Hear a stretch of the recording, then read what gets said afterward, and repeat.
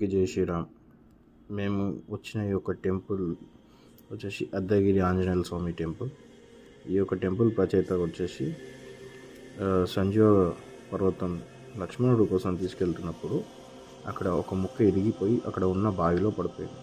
ఆ ఒక బావిలో పడిపోయినప్పటి నుంచి ఆ బావి నీళ్లు పవిత్రంగా ఒక జలంగా అందరూ తీసుకుంటారు.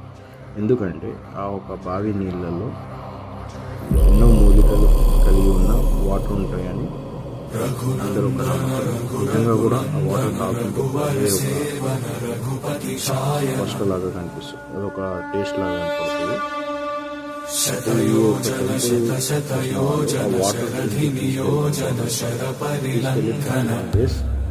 తీసుకుంటే వాళ్ళకున్న ఈ ఒక వాటర్ వచ్చేసి సర్వరోగ నివారణ అంటారు.